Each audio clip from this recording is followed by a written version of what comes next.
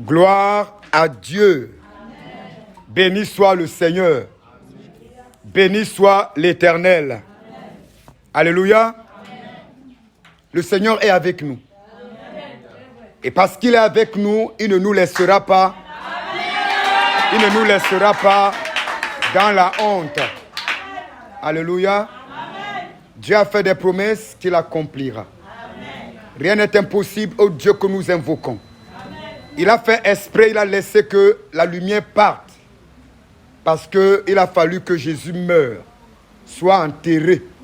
Pour que les choses qui étaient retenues captives dans la tombe, dans la prison la plus profonde, à sa résurrection, que ces choses viennent à la vie. L'expression de cette lumière est le retour à l'existence de ce qui n'était plus. Quelqu'un n'a pas dit Amen. Quelqu'un n'a pas dit Amen. Quelqu'un n'a pas dit Amen. Gloire à Dieu. Nous allons parler d'un sujet ce matin. Alléluia. Nous allons parler d'un sujet ce matin. Vous le voyez déjà au tableau. Le sujet général, c'est la Sainte Seine. Dis-le de regarder ce qui se passe. La Sainte Seine. Amen.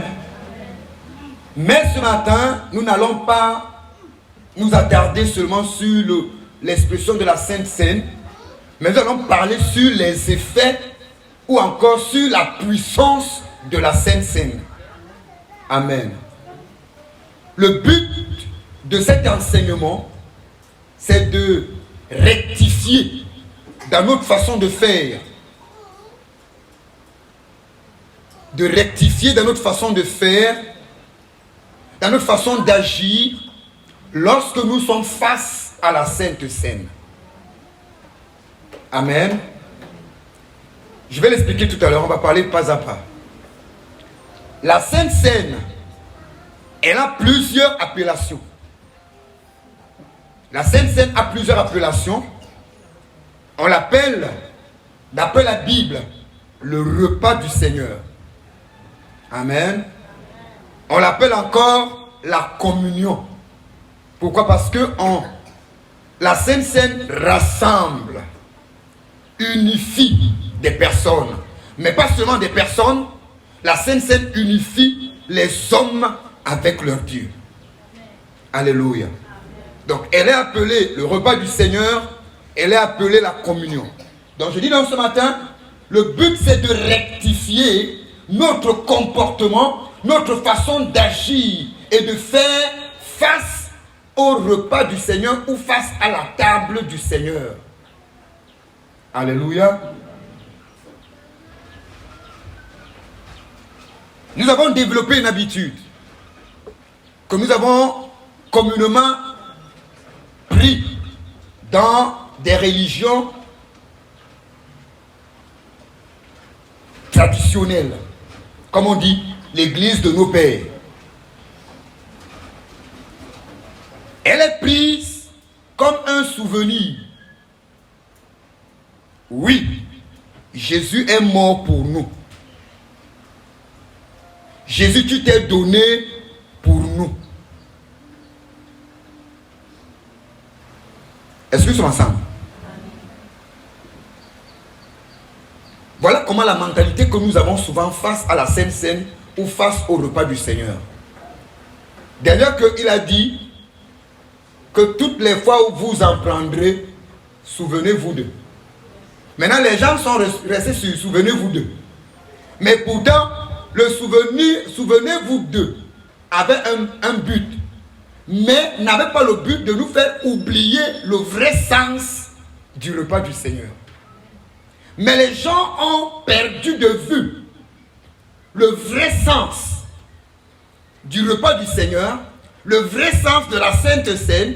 Ils sont restés sur quoi? Souvenez-vous.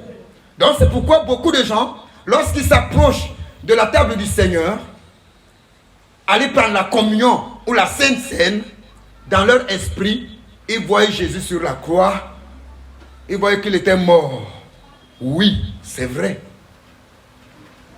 Mais tant que nous restons dans cette dimension de ce souvenir, nous n'allons pas vivre ce que Jésus lui-même a dit de cet acte.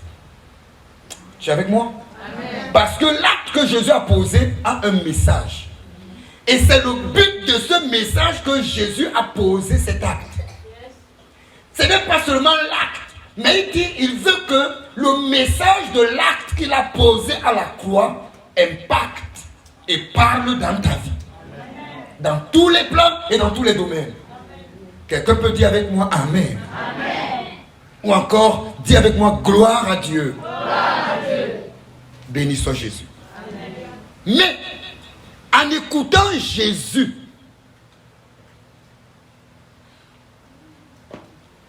dit lui-même, dans Luc 22, le verset 19, qui est notre texte de base. Est-ce qu'on peut avoir rapidement un lecteur? Écoutons ce que Jésus lui-même dit de la Sainte Seine, lui-même dit de la communion, lui-même dit du repas du Seigneur, lui-même dit de la table du Seigneur. Pendant que nous restons dans la pensée du souvenir, Jésus est mort à la croix pour nous, il s'est donné pour nous, il a ceci pour nous, oui, mais Jésus lui dit quelque chose de particulier. Luc chapitre 22, le verset 19, on va lire. Luc chapitre 22, le verset 19. Écoutons les propos de Jésus. Ensuite, il prit du pain. Ensuite, Jésus prit du pain. Et après avoir rendu grâce, il le rompit. Et leur donna en disant. Ceci. Arrête un peu mon frère, écoutez bien. Je vous ai dit que le but c'est de saisir pas seulement l'acte, mais le message de l'acte. Parce que c'est le message qu'il y a dans l'acte qui doit changer le cours de notre histoire. Il prit, il rompit, il leur donna en disant, homme de Dieu, ceci est mon corps. Ceci est mon corps qui est donné pour vous. Faites ceci en mémoire de moi. Dans une autre version dit qui est rompu pour vous, qui est meurtri pour vous. Tu es avec moi? Dans une autre version c'est meurtri, rompu pour vous. Vas-y. Verset 20. Verset 20. Il prit de même la coupe. De même il prit la coupe. Après le souper. Il la leur donna en disant. Écoutez. Cette coupe est la nouvelle alliance en mon sang. Waouh! Arrête-toi, homme de Dieu. Écoutez quelque chose. Cette coupe est quoi? Cette coupe est quoi? Il n'a pas dit cette coupe est l'alliance que je vais faire avec vous, que je vous apporte. Il a d'abord mis un mot avant. Je ne sais pas si c'est ça qu'on appelle l'adjectif ou c'est quoi. Il dit la nouvelle. Ça veut dire qu'il y a d'abord eu quoi? L'ancienne. Homme de Dieu. Cette coupe est la nouvelle alliance en mon sang qui est répandue pour vous. Oui. Verset 21. Non, c'est bon. Cette coupe est la nouvelle alliance qui est répandue pour vous. D'après ce que Jésus vient de dire ici, bien-aimé, nous comprenons donc d'après Luc 22, verset 19 à 20, la Sainte Seine est plus que le souvenir. La Sainte Seine est plus que le fait de se souvenir d'eux. La Sainte Seine exprime la nouvelle alliance que Jésus allait établir entre Dieu et les humains, entre Dieu et les hommes, entre Dieu et nous. Je veux que tu comprennes quelque chose. Je vais arriver à un point tout à l'heure.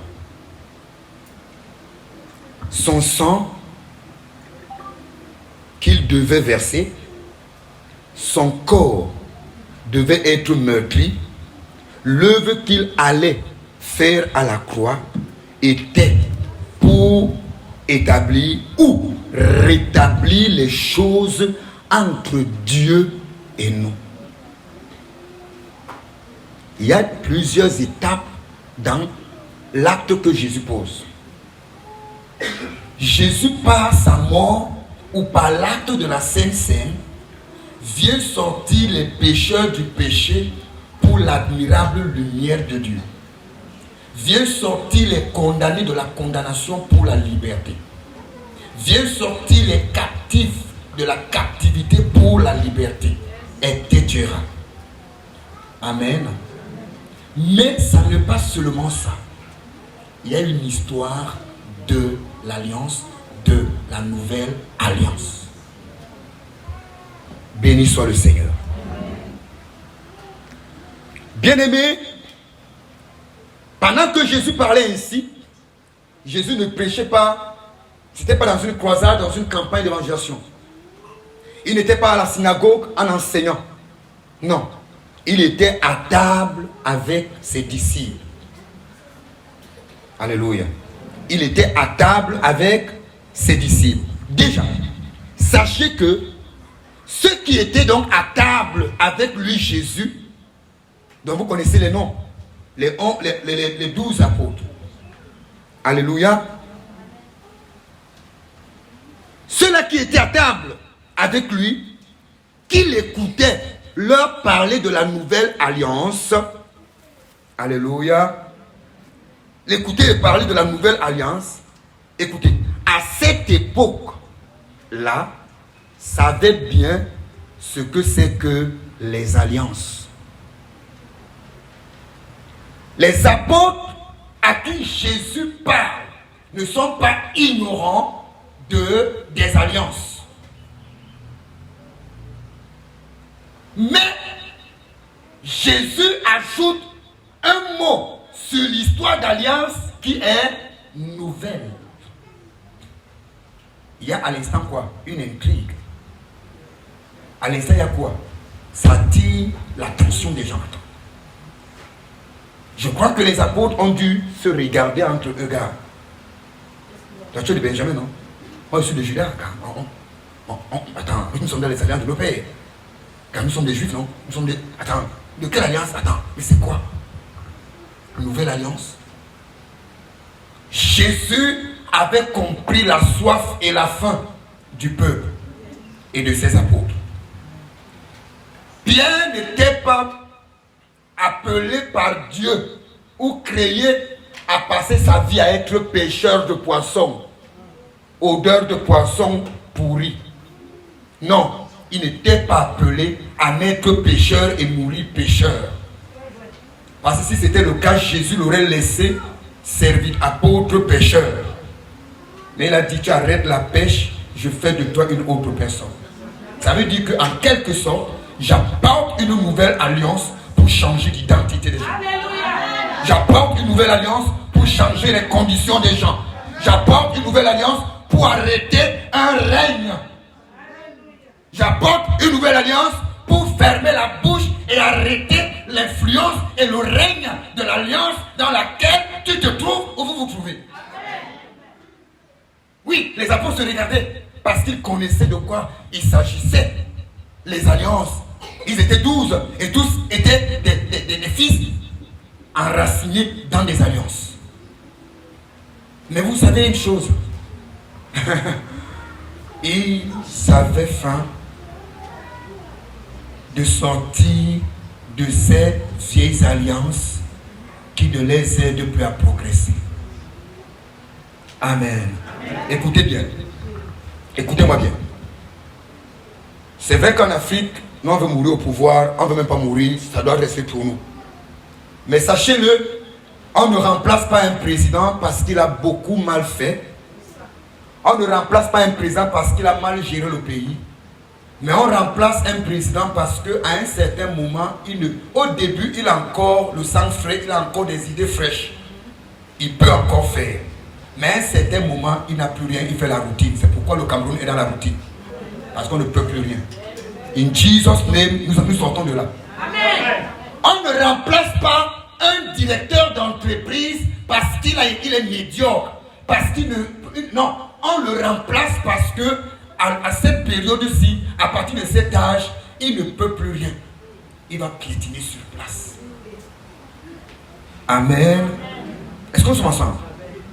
Alors, Jésus, venant trouver son peuple, les siens, tel que la Bible dit que le salut vient des Juifs, qui piétinent sur place à cause d'une alliance périmée. Alors, quelqu'un n'a pas compris. Une alliance comment? Elle est là. Mais elle est comment? Elle est périmée. Périmée pourquoi? Parce que elle n'est plus utile à rien. Elle ne produit plus rien. Bien aimé, écoutez-moi. Lorsque Dieu a fait l'alliance avec Abraham, cette alliance a eu effet. Elle a porté des fruits. Cette alliance a permis à Abraham quoi? D'avoir non seulement les 12 tribus, mais un peuple nombreux. L'alliance a parlé. Mais à un certain moment, l'alliance devait être renouvelée. Parce que le but de l'alliance était quoi? De donner à Abraham un peuple nombreux comme les étoiles du ciel et le sable de la mer. Mais maintenant, il fallait entrer dans une nouvelle chose parce qu'on a donc déjà atteint le quota. Qu'est-ce qu'il faut faire pour la suite?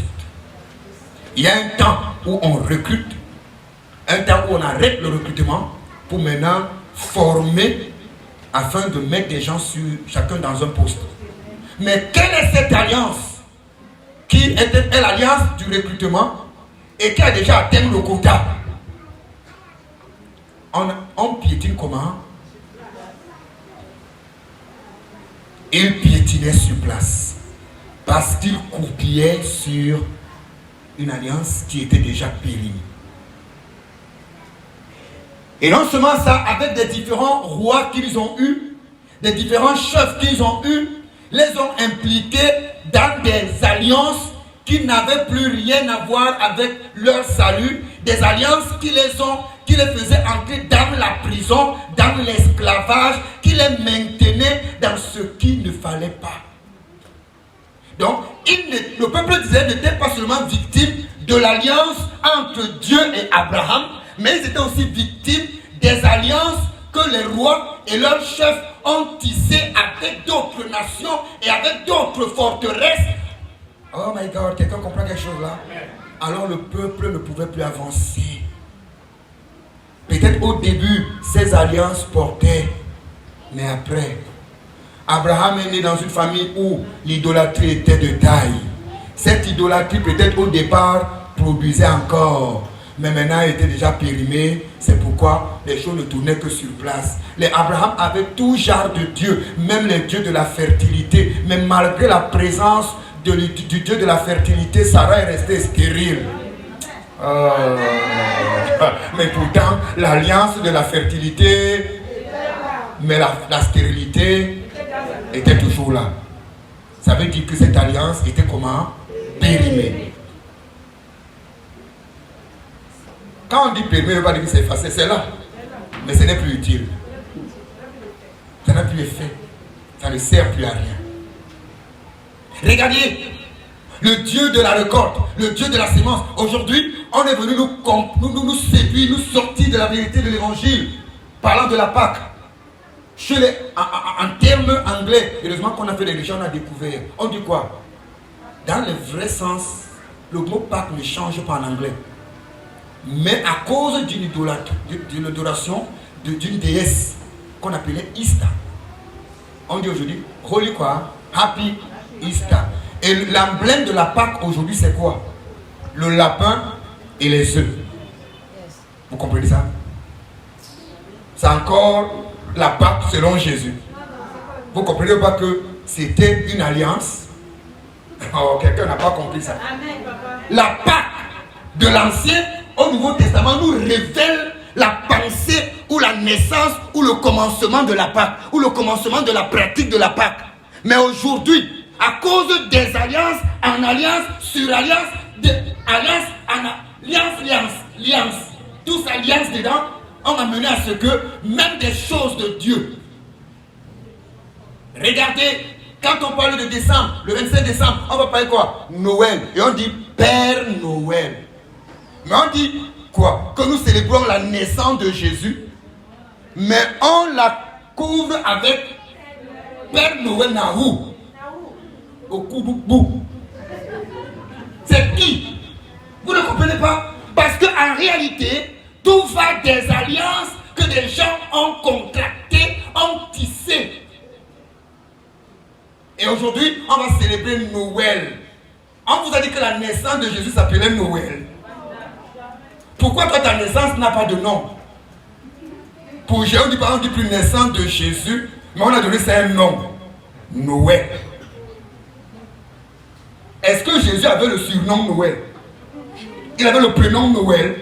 La Bible donne le nom de Jésus, même parmi les noms que la Bible donne sur Jésus. Dans l'Ancien Testament, comme dans le Nouveau Testament, il n'y a pas de Noël dedans.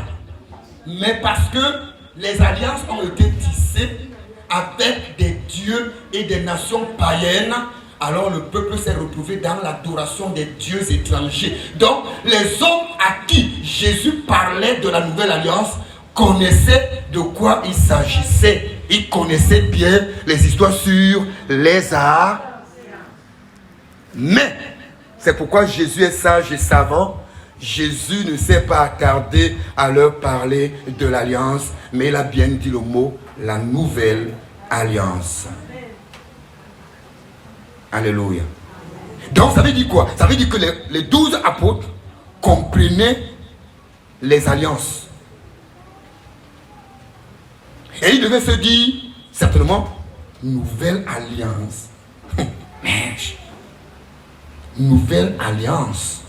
Nous sommes, Pierrot, Pierre, Jacques, on cause ici, non, Jacques, je dis, Jacques, est-ce que tu entends ça? Nous sommes dans une même alliance depuis des centaines et des centaines d'années.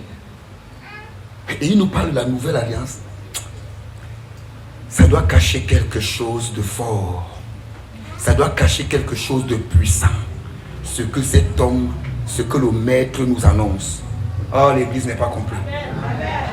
Bien-aimé, il devait se dire une nouvelle alliance qui devrait faire quoi? S'établir, et cela est réellement, ils ont compris que non, ce que ce monsieur-là nous parle, le maître nous parle, non, la nouvelle alliance qui doit s'établir, non, ça doit certainement être puissant. Ça doit certainement être puissant pour eux. Non, ça sonnait fort et puissant en eux. Bien aimé, la Bible dit que dans le livre des Hébreux, toi et moi, le livre des Hébreux nous dit que nous sommes tous, ou alors nous faisons tous partie de cette nouvelle et meilleure alliance. Toi et moi, d'après l'écrivain des Hébreux, dit que nous faisons partie de cette nouvelle et meilleure alliance. Pourquoi le mot meilleur s'ajoute? Parce que là, c'est une alliance qui ne connaît que sa péremption quand l'enlèvement va se faire. Quand le règne du Christ sera établi. Oh God! Cette alliance a un message perpétuel. Et l'alliance que Jésus vient rétablir ou établir est pour ramener l'histoire dans son vrai sens. Dieu revient avec son peuple revient avec son Dieu. Le retour à la maison. Le retour à la belle histoire. Alléluia. Une alliance nouvelle, meilleure, qui est basée sur des meilleures promesses. C'est pourquoi vous remarquez, bien-aimés, que quand vous écoutez, vous lisez les Écritures ou vous écoutez des prédications parlant de Genèse à Malachie et parlant des alliances et des multiples alliances, ces alliances avaient des limites. Et ces alliances avaient des promesses limitées. Ces alliances avaient des promesses. L'alliance qui a parlé de la naissance de Jésus s'est arrêtée d'exister quand Jésus est né. Donc ceux qui sont restés sur l'alliance annonçant l'arrivée de Jésus, eux, ils sont dans une alliance qui a été, mais qui n'a plus de valeur parce que Christ est né. Quelqu'un comprend quelque chose? Dans quelle alliance es-tu? Je t'apporte par le message de ce matin et par la puissance de la Sainte Seine, la nouvelle alliance. Bien-aimé, en t'approchant de la table du Seigneur, dimanche le 27, dimanche le 11 décembre et samedi le 31, bien-aimé, ne t'approche pas de la table du Seigneur comme autrefois. Bien-aimé, dans la communion ensemble, on se rappelle de ce que Jésus a fait à la croix. Oui, il est mort, ressuscité, pardonné nos péchés. Par ses maîtrisures, nous avons été guéris. Toutes ces choses dont nous connaissons de la mort de Jésus sont comment? Sont vraies et certaines, oui. Mais alors, nous devons comprendre que la Sainte Seine est donc l'œuvre accomplie ou l'œuvre complète que Jésus a accomplie à la croix. Et cette œuvre complète ne se limite pas seulement sur les quelques points qu'on peut citer, non. Quand vous écoutez Paul ou vous lisez Paul, vous découvrirez que Paul a compris la profondeur de l'acte de Jésus. C'est pourquoi il peut aller jusqu'à dire qu'il nous a sortis des ténèbres pour son admirable. Vous voyez ce que le vie de la croix a fait? De la ténèbre à l'admirable lumière. Donc quand je prends la Sainte Seine, moi qui suis possédé, moi qui suis conscient d'avoir des problèmes spirituels, vivre dans une famille où il y a des blocages, des malédictions, etc. Et je viens, je dis Seigneur, ce pain que je prends qui représente ton corps meurtri, ce vin que je prends qui représente ton sang, le sang de la nouvelle alliance, je le prends dans le signe de la fin du règne des liens familiaux dans ma vie. Amen. Tu comprends? Vous voyez comment est-ce que vous amenez la Sainte Seine à parler dans votre vie? Parce que vous la prenez pour qu'elle ait un message contre ceux qui parlent contre vous. Amen. Vous savez, l'entretien de Marthe et Jésus a poussé Jésus à faire quelque chose. Je l'ai dit peut-être mercredi ici. Jésus n'a pas ressuscité Lazare. Ça va peut-être choquer, mais il faut que je le dise. Jésus n'a pas ressuscité Lazare parce qu'il aimait trop Lazare. Parce que Jésus aimait Lazare plus que les autres, non. Jésus a ressuscité le fils d'une veuve. C'est parce qu'ils avaient des amitiés? Il aimait? Non. Jésus a ressuscité Lazare à cause de la peine que le départ de Lazare a laissé, a causé. Quand Jésus regardait le visage de Marie, une tristesse, Marthe, tristesse, voisin, tristesse, membre de la famille, non, ça a affecté Jésus. Et cela a poussé Jésus à parler à Lazare. Comment Lazare à la tombe peut entendre? Mais Jésus savait à qui il parlait. Bien aimé, la Sainte Seine, elle sait à qui elle parle quand tu sais comment la prendre. Je dis, elle sait à qui parler quand tu sais la prendre. Amen. Tu es avec moi, n'est-ce pas? Oui. La Sainte Seine est donc l'œuvre complète que Jésus a accomplie à la croix. Elle n'est pas le moment où on va se remémorer quelque chose dans le silence. Non. Là maintenant je vous donne l'image quand nous étions encore là-bas à l'époque. Vous savez d'où je sors. Oh bien aimé, on était plus saints que Dieu. C'est l'heure de la communion. C'est là où tu vois comment même Dieu n'est plus saint. On vient là avec une de ces saintetés. Pourtant on vient de voler le téléphone de quelqu'un dans la salle. On a ça dans la poche. Bon, ça va prendre la communion dans une sainteté de vol. Alors quelqu'un n'a pas compris. Tu es dans la salle. Pendant que le prêtre ou le pasteur était en train de donner son sermon, tu étais en train de draguer une fille. Vous faites la drague à l'église. Mais quand il a c'est la communion, tu viens avec de ces saintetés. Jésus est mort à la croix. Et pourtant tu veux prendre le téléphone de quelqu'un. Non. Ce n'est pas ça. Ce n'est pas ça. Non. La Sainte Seine n'est pas le moment où on va se remémorer. C'est-à-dire la commémoration, comme les gens disent. Amen. Des choses qu'il a fait. Oh, oh, Saint, Saint, Saint, Saint, le Seigneur. Saint, Saint, Saint. Je dis non, non, non. La Sainte Seine a dépassé ce niveau. La Sainte Seine n'est pas à ce niveau. La Sainte Seine dépasse cette dimension. La Sainte Seine est le moment où on peut recevoir ce que Jésus a acquis à la croix. On peut le recevoir par la foi. Vous voulez faire un exemple? Prépare-toi dimanche. Tu as aujourd'hui jusqu'à dimanche. Prépare-toi dimanche. Ou prépare-toi pendant la semaine. Et donne-toi au moins 3 choses ou 4 que tu vas noter. Tu vas dire, Seigneur, je viens à la table du Seigneur pour la fin du règne du temps, temps, temps. Quand tu prends la Sainte Seine avec cet esprit, quand tu rentreras, tu entendras l'histoire. Je prends cette Sainte Seine, Père, parce que là, j'entre l'année prochaine, dès cette fin d'année, l'homme de ma vie, la femme de ma vie vient. Tu vas voir ce qui va se déclencher. Parce que la Sainte Seine a un message. Bien aimé, la tristesse du peuple face à la mort de Lazare ont poussé Jésus à appeler Lazare. La Sainte Seine ouvrira la bouche et parlera à cette alliance dans ta vie. Je suis l'auteur d'une nouvelle alliance. Toi, tu es une alliance périmée. Alors je te remplace. La puissance de la Sainte Seine. Bien-aimés, rendons la Sainte Seine puissante dans nos vies par notre façon de nous approcher d'elle. Amen. Est-ce qu'on peut lire 1 Corinthiens chapitre 11, verset 22?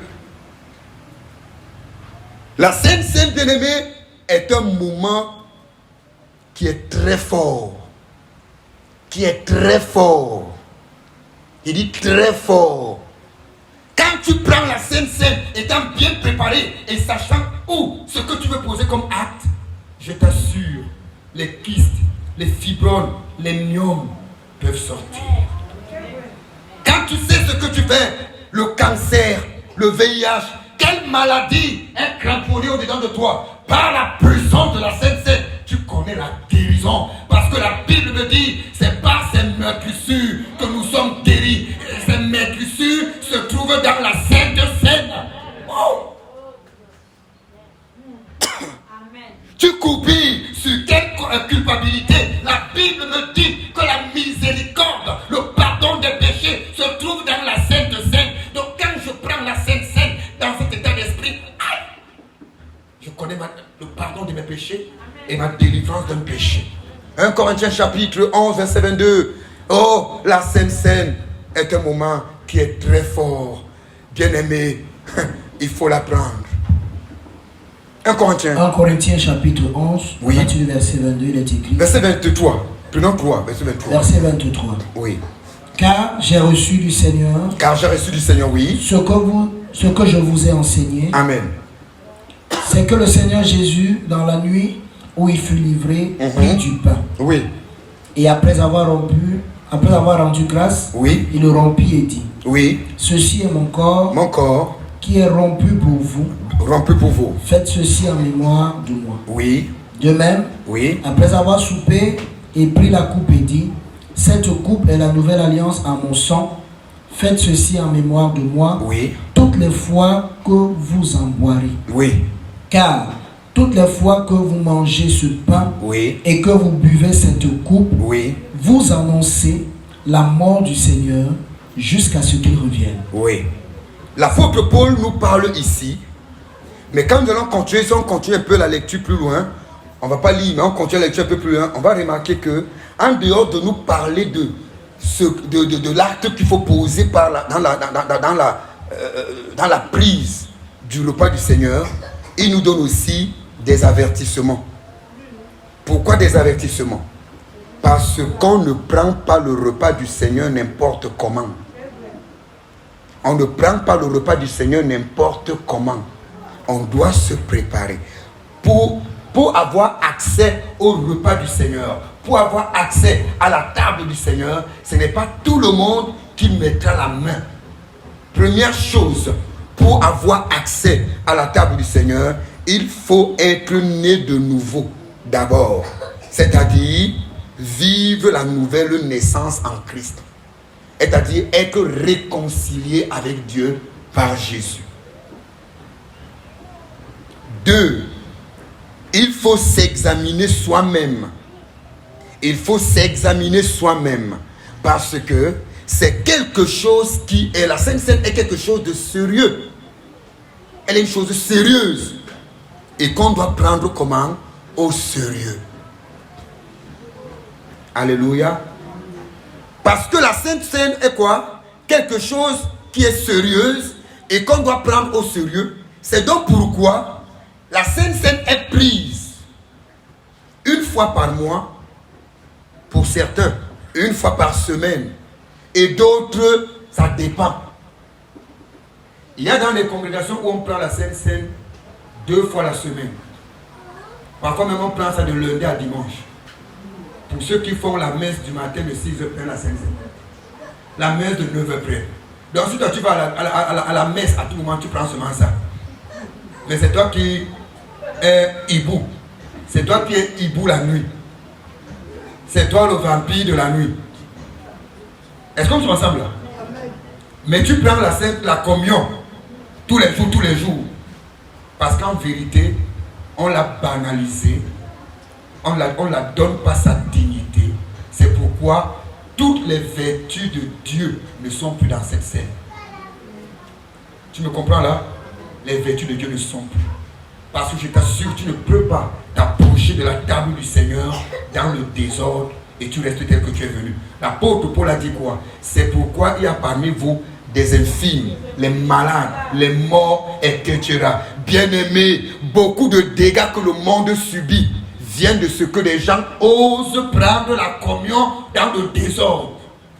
L'autre vient là-bas, pendant qu'il vient, il dit qu'il m'en va à la messe, je m'en vais à l'église. Il n'arrive pas à l'église, il s'arrête au bar, il boit, il saoule. Quand on dit l'heure de la communion, il entre avec la soulardise. Il ouvre sa bouche pleine de veines. Le prêtre aussi met dedans un camouille. Quand il part, la moto tombe avec lui. Il casse les reins. Il casse les hanches. La colonne vertébrale est cassée. Tous les pieds sont cassés. Pourquoi? Parce que tu viens prendre la chose que tu dis du Seigneur. Sans du sérieux. Non, bien aimé, si vous ne respectez pas les choses saintes, Dieu a une grande vénération sur les choses saintes. Tu es avec moi? Dieu honore et respecte des choses saintes. C'est donc pourquoi la Sainte Seine ne doit pas être prise à la légère, dans un esprit de négligence. Non. Pour nous, pour certaines églises dites réveillées, on programme la Sainte Seine. Pour divers, on peut la prendre tous les jours. On doit même la prendre tous les jours. Amen. Vous m'entendez? Je dis, on doit même la prendre tous les jours. Mais à cause des avertissements que l'apôtre Paul donne sur la Sainte Seine, nous-mêmes nous savons que nous sommes les éléments et les esprits. Il est mieux de se préparer. Parce qu'au lieu que quelque chose qui doit apporter du bien commence à apporter le malheur, je me prépare d'abord. Amen. C'est pourquoi dans les églises dites réveillées, on prépare le peuple à la Sainte Seine. Dans certaines églises, même, on organise parfois une retraite de prière parce qu'on sait que tout le monde par la parole, on est en prière, on s'est d'abord détaché des saletés, on peut maintenant être prêt à prendre la table du Seigneur. Oui. Mais bien aimé, si on reste dans cette thématique qu'il faut toujours programmer, le peuple sera leur propre crâne. Le peuple est déjà propre. Il faut simplement le préparer à ne pas rater la grâce qui est. Bien aimé, tu ne connaîtras pas la fin d'une faiblesse tant que tu n'es pas en communion avec la table du Seigneur. Tu es avec moi? Chaque fois que tu vas fuir la Sainte Seine, parce que je ne suis pas encore prêt, mon péché là me dérange encore trop, ça me dérange encore trop, non. Ça veut dire que tu n'as pas compris l'œuvre de la Sainte Seine. Bien aimé, répands-toi, mets-toi en position et dis Seigneur, je prends cette scène d'aujourd'hui pour la fin du règne de cette faiblesse dans ma vie. Tu vas voir que cette scène va venir parler à cette mauvaise alliance dans ta vie. Ferme ta bouche. C'est maintenant ma place. Donc vous voyez que honnêtement, on ne doit pas fuir la scène. On doit simplement se préparer et se disposer pour la prendre afin qu'elle exprime son verbe ou encore son message en nous. Tu es avec moi? Si Marthe n'avait pas posé cet acte d'insistance et d'entretien de dialogue avec Jésus, Jésus serait venu à la mort au funérailles de Lazare comme tous les visiteurs. Mes condoléances, il y a un peu quelque... Vous savez que nous on vient souvent au deuil. Il y a les choses, il y a les choses. Parce qu'il y a des gens qui besoin pour le café, quoi. Pour les choses qu'on peut voir. La collation, c'est à quelle heure? La collation, Jésus serait aussi venu pour la collation. Mais l'insistance de Marthe a amené Jésus à changer le cours de l'histoire. Bien aimé, le regard que tu as sur Jésus amène Jésus à parler à Lazare. Non, pardon, je ne peux pas supporter. On ne peut pas me considérer comme la résurrection et la vie, le Seigneur et le Sauveur. Et je vous laisse à cette tristesse. Non, pardon, Lazare. Quand je ne serai plus la mort, mais quand je suis là, tu revis. Viens, my God, tu n'as pas compris ce que j'ai dit. Tant que je suis Jésus, tant que je suis le Sauveur du monde, tant que je suis le roi des rois, le roi légitime, tu ne meurs pas, tu ne restes pas ainsi. Sauf si je ne suis plus. Lazare est sorti de la tombe. Bien-aimé, le regard que tu as et la foi, la confiance que tu as sur ce que Christ ou sur l'œuvre complète que Jésus a accompli à la croix déclenchera la voix de la Sainte Seine à parler dans ta vie. Amen. Alléluia. Amen. Tu es avec moi? Amen. Dieu est avec nous. Amen. Donc, on peut prendre la Sainte Seine d'une manière régulière. D'autres prennent d'une manière irrégulière, mais on peut aussi la prendre d'une manière régulière. Mais, il faut savoir avec quoi je m'engage ou sur quoi je m'engage. C'est pourquoi nous voyons dans Actes des Apôtres, n'est-ce pas? Actes chapitre 2. Dans Actes chapitre 2, on nous parle qu'il faisait quoi? Je crois que c'était le verset 44. Il persévérait dans la communion fraternelle, dans la fraction du pain, dans les prières. On va lire dans la Semaine des Apôtres, Actes chapitre 2. Actes chapitre 2. Oui, vas-y mon frère. À partir du verset 41. Oui. Ceux qui acceptaient la parole furent baptisés et ce jour-là, le nombre des disciples s'augmenta d'environ 3000 âmes. Oui. Ils persévéraient dans l'enseignement des apôtres, oui, dans la communion fraternelle, dans la fraction du pain et dans les prières. La fraction c'est ça qu'on appelle la Sainte Seine. Et on dit quoi au début? Ils persévéraient. Donc ça veut dire que à leur temps, cela était fait d'une manière plus régulière. Car la Bible dit quoi? Ils persévéraient là-dedans. Parce qu'ils avaient compris ce pourquoi cet homme est venu. Je suis en train d'aller vers la conclusion. La Sainte Seine, rappelons-nous, n'est pas un moment où tu te fais de te rappeler que Jésus est mort à la croix uniquement. Comme un moment de souvenir qui est solennel. Alléluia. Vous savez qu'il y a des fêtes que nous célébrons aujourd'hui qui sont solennelles. C'est pourquoi même les États